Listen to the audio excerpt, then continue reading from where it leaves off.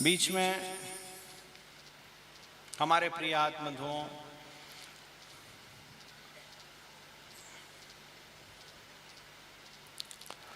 आगे बढ़ते हैं।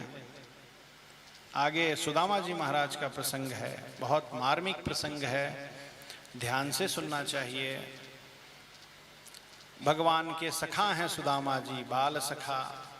सांदीपनी मुनि के आश्रम में भगवान जब 64 दिन विराजे थे तब सुदामा भगवान के सहपाठी हुआ करते थे। बड़े सात्विक थे, बड़े अच्छे थे, भगवान के चरणों में उनको बड़ा प्रेम था। लेकिन सुदामा बड़े निर्धन थे, बहुत गरीब थे, लौकिक दृष्टि से गरीब थे। सबसे सस्ता जो बर्तन होता है वो तवा होता है ना, तवा। और लोहा कितने रुपए किलो है उसी हिसाब से तवा भी बिकता है। दास को सुदामा का प्रसंग आते तवा जिस पे रोटी बनाती है माता जी लोग, वो तवा याद आता है। और फिर हमारे विद्यालय का तावा याद आता है, कितना बड़ा तावा था, कैसा था। तो सबसे सस्ता बर्तन तवा, और लकड़ी का एक कठौता हुआ करता था पुराने जमाने में, माता जी लोग उसमें आटा गूंथती थी। वो सबसे साधारण बर्तन भी फूटा हुआ था। बेचारा चाहे जितना प्रयास करे, वो 2 बर्तन उसके घर से विदा ही नहीं होते थे। वही सबसे बड़े बर्तन हुआ करते थे। हमारे प्रिय आत्मधुओं, वो जाति से ब्राह्मण थे, वेद वेदांत इतिहास पुराण ज्योतिष सब पढ़ रखा था। आदमी तकलीफ में होता है तो भूत भविष्य वर्तमान देख ही लेता है कभी कभी। उन्होंने भी देखा होगा। धर्मपत्नी कहती थी, अरे कितना तकलीफ पाएंगे हम लोग, तुम्हारे तो सखा थे ना कृष्ण कन्हैया, तुम उनके पास क्यों नहीं जाते हो? मैं नहीं जाऊंगा, मैं नहीं जाऊंगा, मैं नहीं जाऊंगा। जाऊंगा ही नहीं, जाऊं को नहीं, जाओ नहीं। देखो, 2 तरह का भरोसा होता है। एक होता है भगवान की कृपा का भरोसा, उनके कृपा का आसरा, और एक होता है अपने कर्म का आसरा या अपने भाग्य का आसरा। ठीक है?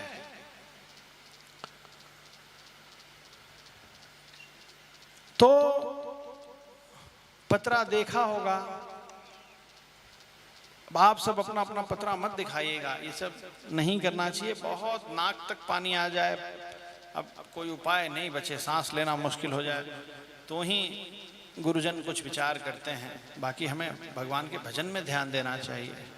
यहाँ तक जब तक पानी नहीं आया तब तक तो बर्दाश्त करना ही चाहिए। यहाँ पानी आ जाए तो फिर क्या करेंगे?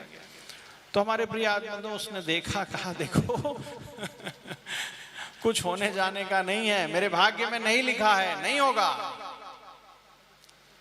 माता जी तो भागवत थी, माता जी जानती थी, अरे नहीं होगा, नहीं लिखा है, ये तो सामान्य शास्त्र है, ये सामान्य बात है। जो कह रहा है ठीक है, ऐसा ही होता है, लेकिन ये सामान्य शास्त्र है, इसको नहीं बदल सकते हैं, ये भी सच बात है।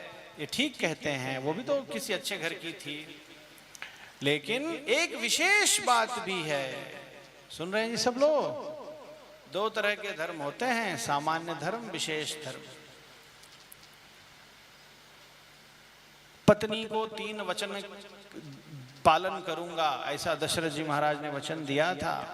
तो पत्नी ने कहा, मेरे वचन को पालन करने के लिए राम को छोड़ दो, वन में भेज दो, तो भेज दिया। तो वचन तो बच गया, लेकिन राम छूट गए। राम छूट गए ना, और पिता की गति मिल गई जटायु को।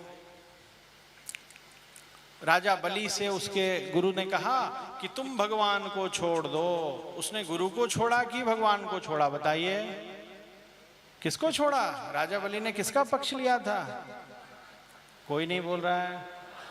भगवान का लिया था ना, 3 पग मना किया था देने के लिए, ये भी कहा था 3 पग नहीं है, फिर भी राजा बलि ने दे दिया। भरत जी महाराज की माता जी ने उनको बुलाया था, भगवान को वन भेज के भरत जी महाराज की माता जी ने, कैकेयी मैया ने भरत को बुलाया था और कहा था राम को वन में भेज दिया है, ये राज्य अब तुम्हारा है, तुम राजा बन जाओ, मैं नहीं बनूंगा। माता की आज्ञा मानना सबसे बड़ा धर्म है, मेरी आज्ञा मानो, राजा बन जाओ। भरत ने माँ की आज्ञा मानी थी कि राम का पक्ष लिया था? क्या लिया था? राम का पक्ष लिया था। उन्होंने कहा नहीं नहीं नहीं नहीं नहीं, भगवान से विरोध हो जाए तब तो माँ की आज्ञा भी नहीं मानूंगा। पिता की आज्ञा, पिता भी एक देवता है, मातृदेवो भव पितृदेवो भव आचार्य देवो भव। स्वामी जी का नंबर 3 है। सबसे पहले आचार्य माँ है, मातृदेवो भव, माँ देवता है, पूज्य है, उससे बढ़ के कोई नहीं है। वो एक बार मर के फिर जीवित हो जाती है बच्चे को जन्म देने में। हाँ, ऐसा कहा जाता है कि समझ लो उसका दूसरा जन्म हो गया, उससे बढ़ के कोई नहीं है। लेकिन भगवान से विरुद्ध होने के लिए कहा तो भरत जी ने माता का अपमान नहीं किया, बस सुना नहीं, कुछ बोला नहीं उन्होंने, उनकी बात नहीं मानी। माता के बाद पिता का नंबर आता है। तो पिता थे हिरण्यकश्यपु, उन्होंने प्रहलाद को कहा था कि प्रहलाद तुम भगवान से विमुख हो जाओ। तो प्रहलाद भगवान से विमुख हुए थे क्या? पिता से भी विमुख नहीं हुए थे, पिता को जवाब नहीं देते थे, पिता को जमीन पे लेट के साष्टांग प्रणाम करते थे, लेकिन भगवान से विमुख नहीं हुए थे। उसके बाद गुरु जी का नंबर आता है। तो राजा बलि के सामने गुरु जी खड़े थे बोले 3 पग मांगता है, मत दो, 3 पग है भी नहीं, 2 ही पग है, स्वर्ग और पृथ्वी, और तीसरा पग नहीं है, बड़ी समस्या हो जाएगी। उन्होंने किया था सेवा। तो हमारे प्रिय आत्मबंधुओं, ये विशेष धर्म है। तो उन्होंने कहा कि जाओ, भगवान तो विशेष धर्म है। नहीं मानते थे तो एक दिन उनको खूब समझाया, बोला रे मित्र का हालचाल पूछने जाना चाहिए कि नहीं? मित्र कैसे मित्र हो तुम? तुम्हारे मित्र के ऊपर कितनी बड़ी जिम्मेदारी है, पूरी द्वारिका उनके सिर पे है। एक बार जाके कुशल क्षेम तो पूछ के आओ। मन तो नहीं था, फिर भी हाँ बोल दिया, क्योंकि तर्क नहीं था अब उसके पास। रोज रोज कहती थी तो एक एक तर्क देता था। अब ऐसी बात उसने बोला कि इसके पास तर्क ही नहीं था। वो जिस घर से आई थी उस घर में सब सत्संग करते होंगे, वो सब चर्चा करते थे। ठीक है जी, भजन अपने सुख के लिए भी कर सकते हैं, लेकिन अपने सुख के लिए भजन करेंगे तो आनंद आएगा, लेकिन ज्ञान नहीं आएगा। भजन उनके सुख के लिए करना चाहिए, उनको आनंद आए, हमको आनंद आए चाहे नहीं आए। तो भजन जब भगवान के सुख के लिए करेंगे तो स्वरूप ज्ञान आएगा। क्या आएगा? जब अपने सुख के लिए करेंगे तो इंद्रिय आनंद आएगा, कान को बड़ा आनंद आएगा, लेकिन जब भगवान के लिए करेंगे तो स्वरूप ज्ञान आएगा। सुन रहे हैं जी सब लोग? ओ माता जी को कितना स्वरूप ज्ञान होगा, सोचो। इसी की चर्चा करते हैं। उन्होंने कहा भगवान से जाके उनका हालचाल पूछ के आओ, थोड़ा कुशल क्षेम पूछ के आओ, मित्र को थोड़ा ऐसे यहाँ रहते हो। अब इसका कोई उत्तर नहीं था। ठीक है जाऊंगा, लेकिन खाली हाथ कैसे जाऊं? कुछ है क्या घर में? ऐसे कैसे चला जाऊं? माता जी ने सोचा, अरे भगवान के सामने खाली हाथ ही आते हैं सब लोग, बिरजा के उस पार भी खाली हाथ ही जाते हैं, कुछ होता नहीं, उनके कृपा से ही सब होता है। जिस दिन जन्म लिया था उस दिन क्या लेके आया था? कोई बात नहीं, फिर भी तुम ऐसा सोचते हो तो मैं कुछ व्यवस्था करती हूँ। आजू बाजू से 4 घर से 4 मुट्ठी चूड़ा मांग के लाया था, एक एक मुट्ठी कपड़े में बांध दिया, उनको दे दिया। चले महाराज, सिर पीटते हुए चले। भागवतों को यश कभी कभी मिलता है, अपयश तो खूब मिलता है। किसी को भगवान के बारे में बताओ तो एक बार तो अपयश मिल ही जाता है, बाद में भले यश मिले।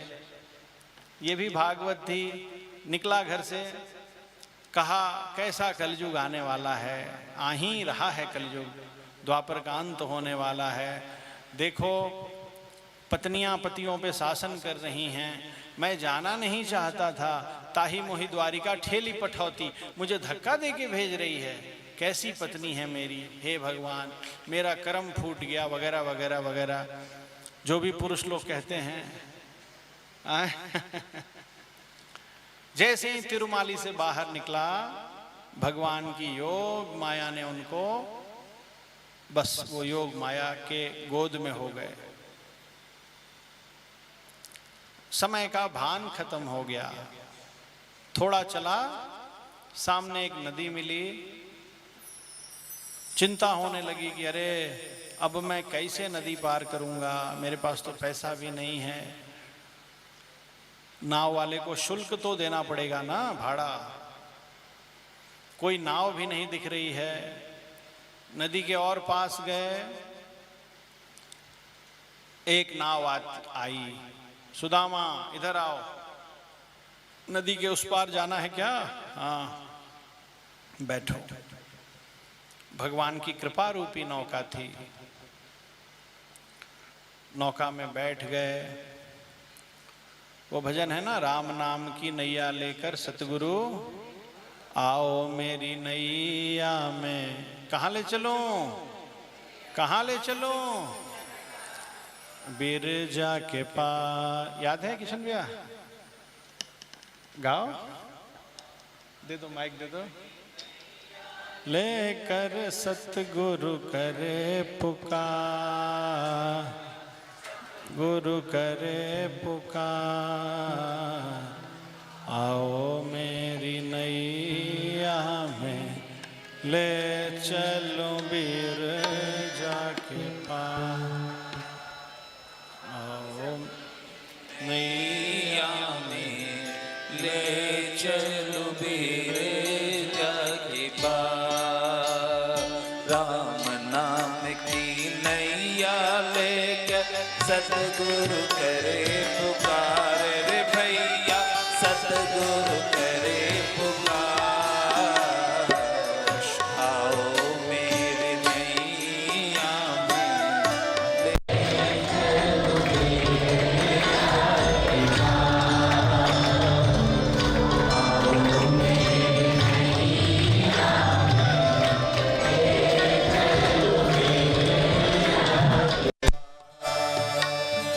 इस नैया में जो कोई चढ़ जाएगा, इस नैया में जो कोई चढ़ जाएगा,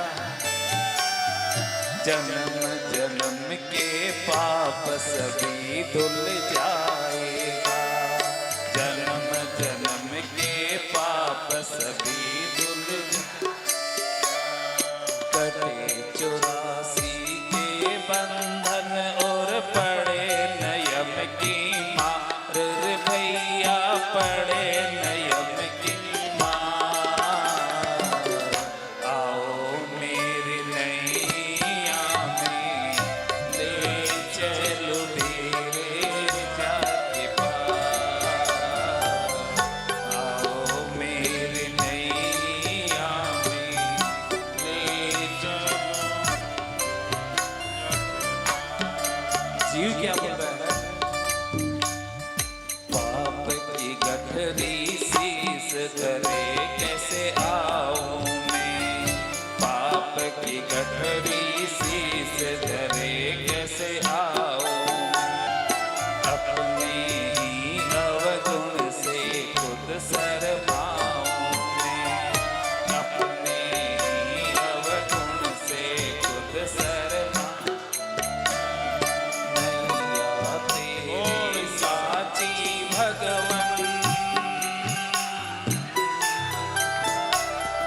नैया तेरी साची भगवन, मेरे पास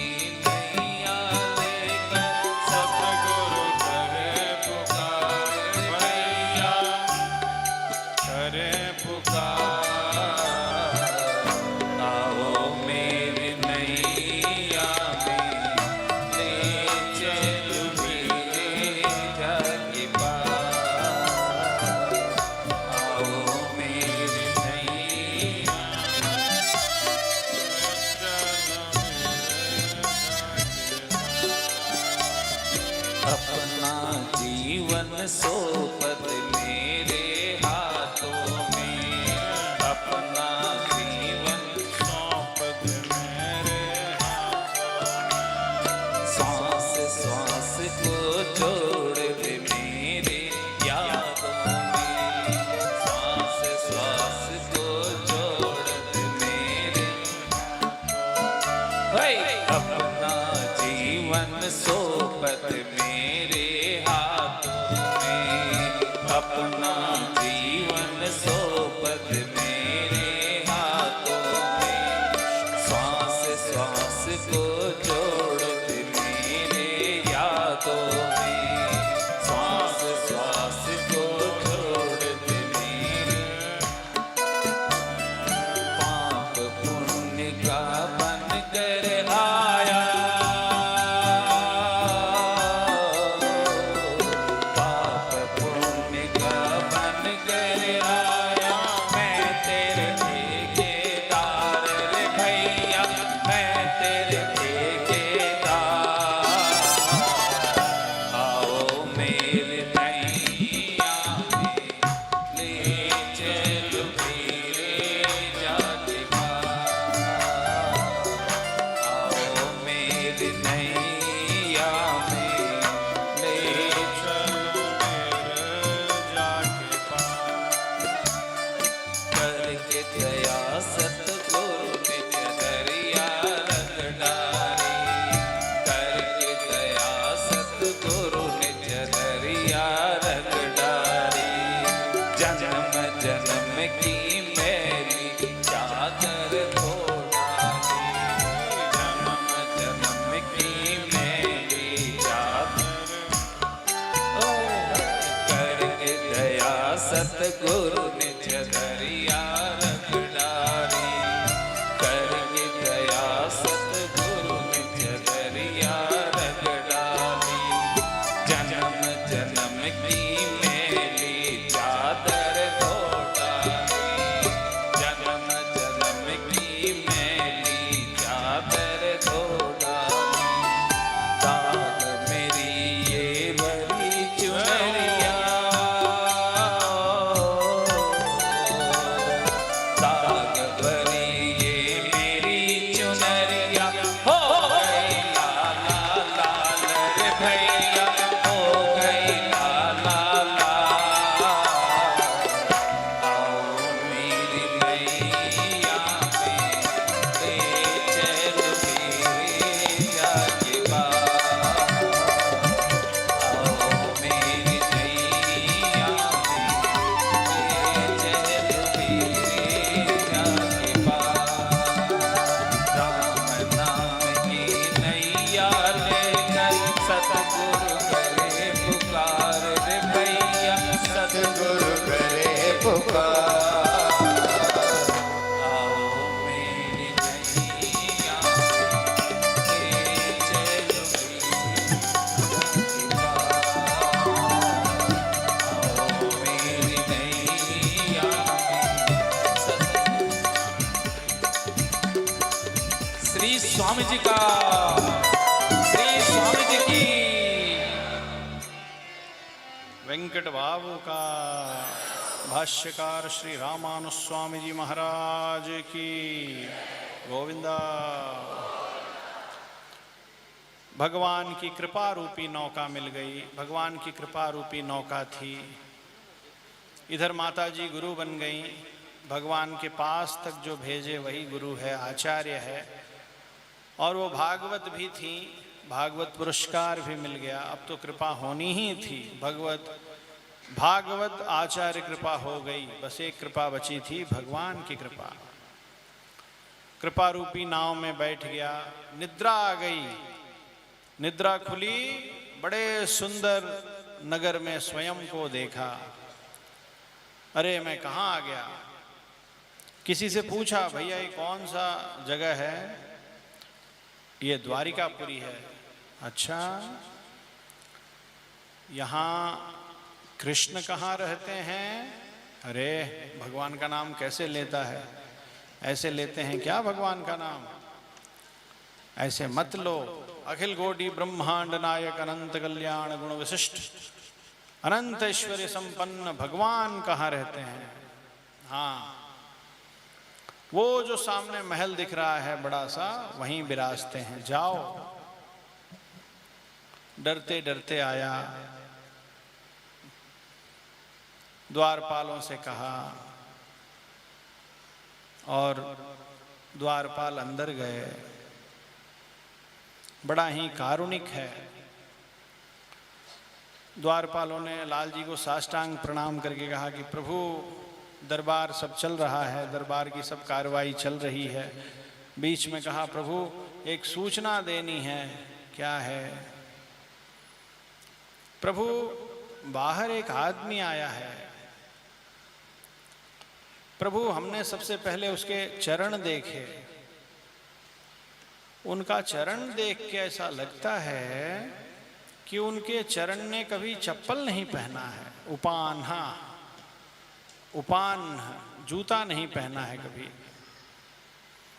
फिर सरकार, हमने थोड़ी उनके वस्त्र देखे, धोती देखी, तो धोती फटी सी लटी दुपटी, वो तो फट के शरीर में लिपट गई है।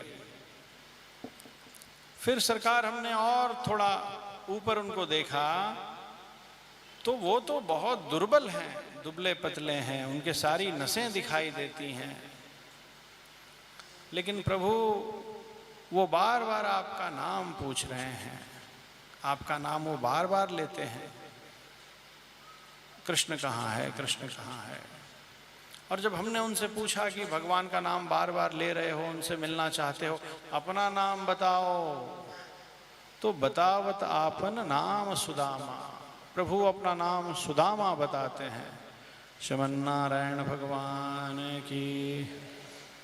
जैसे ही भगवान ने सुना सुदामा आया है, द्वारिकाधीश अपने सिंहासन से उठ गए और नंगे पैर दौड़ते हुए, चरण पादुका भी धारण नहीं की, दौड़ते हुए महल के उस दरवाजे पे पहुंचे और जाके सुदामा को जोर से हृदय लगा लिया। गोविंदा। देखो हमारे प्रिय आत्मबंधुओं, कल भगवान ने कल की कथा में भी कुछ लोगों को गले लगाया था। कल की कथा में कौन थे? कंस के कल की कथा में किसको हृदय से लगाया था? हाँ, देखो उनकी दशा क्या हुई थी। जैसे ही सुदामा जी महाराज को गले लगाया, बहुत सुंदर वर्णन है। सुखदेव जी कहते हैं, राजा परीक्षित वो कहता है, क्वाहम दरिद्रो पापीयान क्व कृष्ण श्रीनिकेतनः ब्रह्मबंधुरिति स्माहं बाहुभ्याम परिरंभितः। क्वाहम दरिद्रो पापीयान। कृष्ण क्या हुआ जी? झांकी है क्या? अच्छा। क्वाहम दरिद्रो पापीयान। अरे कहाँ मैं महादरिद्र पापी सुदामा। क्वा कृष्ण श्रीनिकेतनः। निकेतन माने घर। कहाँ? स्वयं श्री कृष्ण, श्री के निवास स्थान कृष्ण। श्रीनिवास, श्री जिनमें रहती है, श्री के घर, श्री इन्हीं में रहती है, निवास करती है, इसलिए इनका नाम श्रीनिवास है। ब्रह्मबंधुरिति स्माहं। लेकिन मैं इनका गुरु भाई हूँ, बचपन का मित्र हूँ, ऐसा कह के बाहुभ्याम परिरंभितः, मुझे अपने हृदय से लगा लिया है, हृदय से लगा लिया है।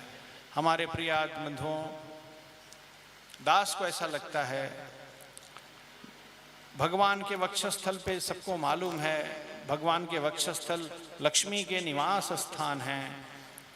ईशानां जगदोस्य वेंकटपते विष्णु परां प्रेयसीं तद्वक्षस्थल नित्यवास रसिकां तच्छान्ति संवर्धिनीं पद्मालंकृत पाणि पल्लवयुगां पद्मासनस्थां श्रियं वात्सल्यादिगुणोज्ज्वलां भगवतीं वंदे जगन्मातरम्।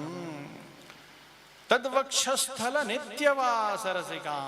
भगवान के वक्षस्थल पे माँ सब सुखों की देवी, सभी ऐश्वर्य की देवी हमेशा विराजती है, वही उनका निवास है। और भगवान ने सुदामा को हृदय से लगा लिया। दास को ऐसा लगता है लाल जी सरकार ने सुदामा को हृदय से लगा के अपनी दासी जो वक्षस्थल में रहती है, हृदय में रहती है महालक्ष्मी, उनसे कहा होगा, लक्ष्मी इस पर कृपा करो, इसके साथ रहो। माँ ने कहा होगा, प्रभु मैं इसके भाग्य में नहीं हूं। भगवान ने कहा होगा, इसका भाग्य छोड़ो, ये मेरे भाग्य से जिएगा, मेरे भाग्य से इसके साथ रहो। श्रीमन नारायण भगवान की। हमारे प्रिय आत्मत्वों, लाल जी सरकार हाथ पकड़ के लेके आते हैं, सुदामा जी महाराज को स्वयं अपने सिंहासन में बिठा देते हैं, उनके श्री चरणों को धोते हैं। जल की आवश्यकता ही नहीं है, आंसुओं से ही धुल जाते हैं उनके चरणारविंद।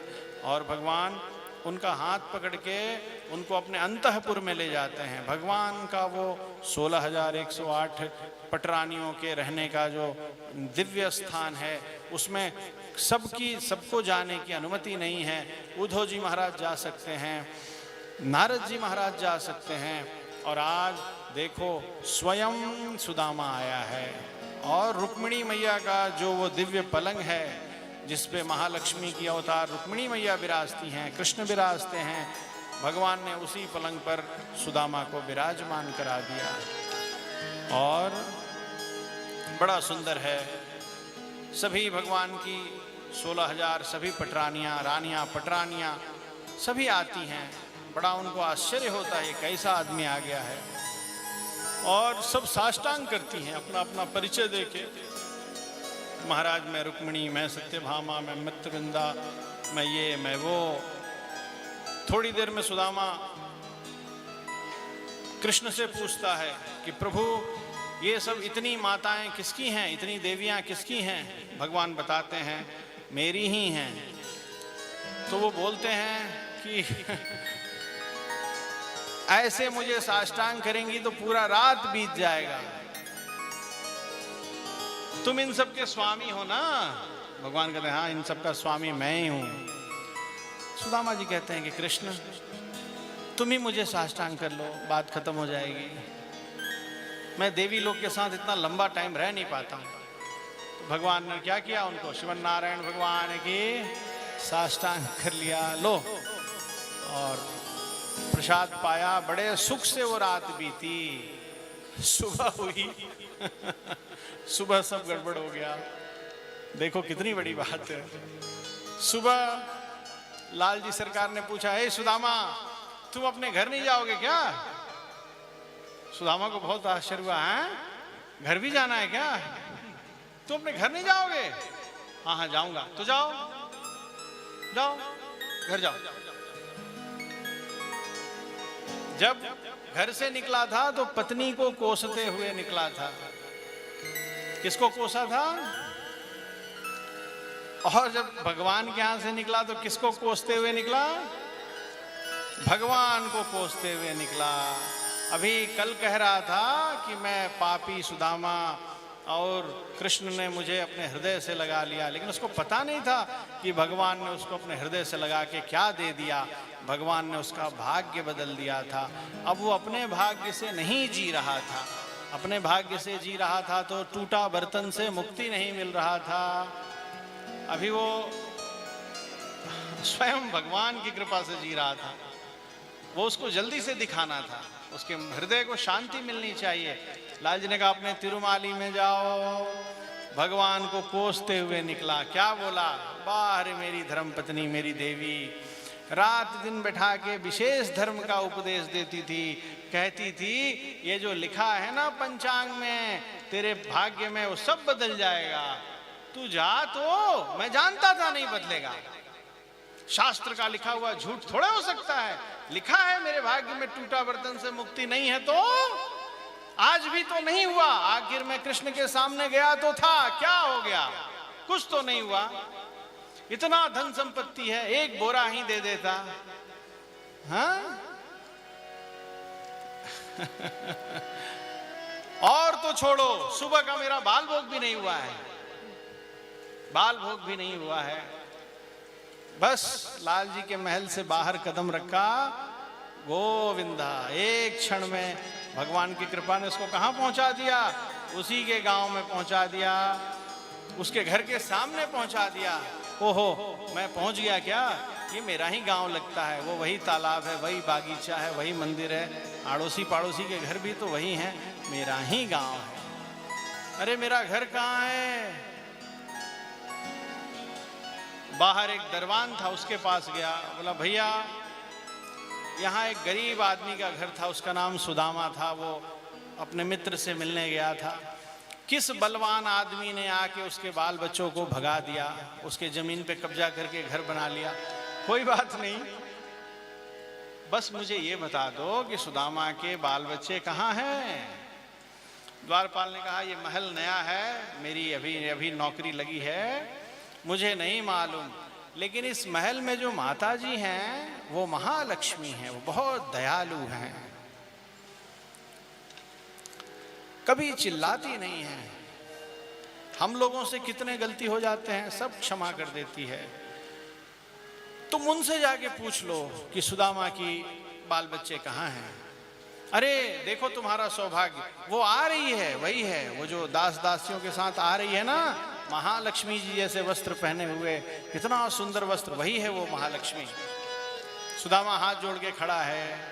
वो माता जी आई, बोला माता जी यहाँ एक सुदामा रहता था, कुछ नहीं, बस बता दीजिए उसके बाल बच्चे को कहाँ भगा दिए, कहाँ हैं वो लोग। माता जी घूंघट उठाई, बोली बालक मैं ही हूँ, सामने खड़ी हूँ। दर्शन किया, बड़ा प्रसन्न हुआ, हैं तुम, ये सब कैसे हो गया? माता जी बोली रास्ते भर अपचार करते आ रहे हो ना, रास्ते भर क्या क्या सोच रहे थे? जो यहाँ सोचते थे वही भगवान से मिलके वापस आ रहे थे, तो यही सब मानसिक अपराध कर रहे थे, यही सब सोच रहे थे ना, कुछ नहीं हुआ, कुछ नहीं हुआ, कुछ नहीं हुआ। थोड़ा समय तुमको धैर्य नहीं रखा जाता है क्या? यहाँ क्या हुआ? बोले अरे तुम तो भगवान के पास पहुंचे भी नहीं थे, तुमने तो अपनी चौखट लांगी थी बस। यहाँ एक व्यक्ति आया, वो भगवान जैसा ही था, भगवान का पार्षद था, उसके भी 4 हाथ थे। उसने कहा माता जी थोड़ा ये बर्तन वर्तन लेके, बाल बच्चों को लेके थोड़ा बाजू हट जाइए। मैंने कहा क्यों हट जाऊं? उसने कहा सीधे वैकुंठ से ऑर्डर है, द्वारिकाधीश का भी ऑर्डर है, क्षीर सागर से भी ऑर्डर है, इतने जगह से ऑर्डर्स हैं कि हमारे ऊपर बहुत प्रेशर है। भगवान ने कहा है जैसे इंद्र का अमरावती है, उसका छोटा कॉपी बना दो। हाँ, एक कथा तो छूटी गई। वो भगवान ने उससे पूछा था कि लालची मेरी भाभी ने मेरे लिए क्या पाने के लिए भेजा है? कुछ नहीं भेजा है, ऐसा बोल रहा था। भगवान ने उसका हाथ, देखो किसी भी अवस्था में, चाहे हम गरीब हों, यह लिखा है, चाहे हम गरीब हों, बहुत दुखी हों, कोई भी अवस्था हो हमारी, हमको भगवान की सेवा करनी चाहिए। हम भोग नहीं लगाएंगे, हमारे को नहीं है, ऐसा नहीं करना चाहिए। ठीक है जी। उस दिन भी वही कर रहा था, भगवान को भोग नहीं लगा रहा था। उस दिन संकोच में नहीं लगा रहा था। किस में नहीं लगा रहा था? भगवान के सामने, गुरु के सामने संकोच नहीं करना चाहिए। सबरी माई के पास बेर था, सबरी ने कहा क्या कि हम नहीं लगाएंगे बेर भोग? बोलिए जी, कोई नहीं बोल रहा है। बेर को सामने रख दिया।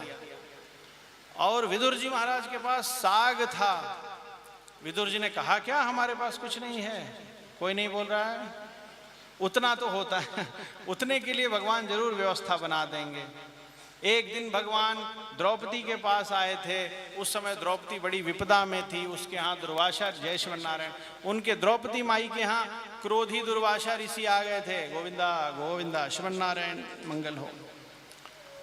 तो भगवान आए थे, तो बर्तन मांजने के बाद जो साग का छिलका बचा था वो पा लिया था, बर्तन मांजने के बाद भी कुछ बचा था, वो ही भोग लगा लिया उन्होंने, खुद लगा लिया। तो इस कथा से क्या शिक्षा मिलती है कि जीव को सदा भगवान की, अपने लड्डू गोपाल को मोड़ माड़ के किसी को दे मत देना किसी दिन कि अब हमारे से नहीं हो रहा है, नहीं करेंगे, ऐसा मत करना। वो करने से सारा रास्ता ही बंद हो जाएगा। हाँ, वही मुक्ति का रास्ता है। आज अभी भी संकोच कर रहा था, भोग लाल जी की सेवा नहीं कर रहा था। और भगवान की सेवा करनी ही होगी, चाहे जीव की कोई भी अवस्था हो। भगवान की सेवा में उसको लगना चाहिए, मन से, वचन से, कर्म से, जिससे भी लगता है लगना चाहिए। लाल जी ने देखा इसका कैसे कल्याण करूं, तो लाल जी ने क्या किया, उसका हाथ मोड़ा और अंदर से क्या गिरा, क्या क्या गिरा, हंसी भी आती है सब सुन सुन के।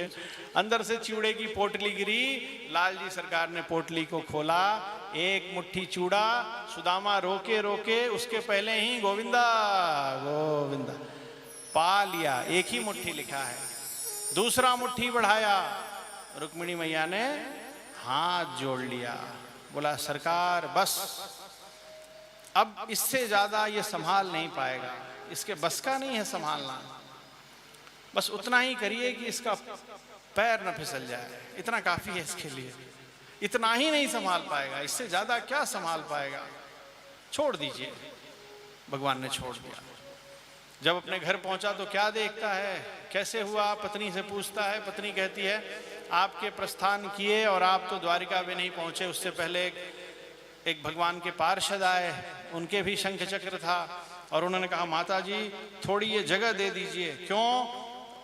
सीधे उनका आदेश है, इंद्र के घर की तरह एक घर बना देना है आपके लिए।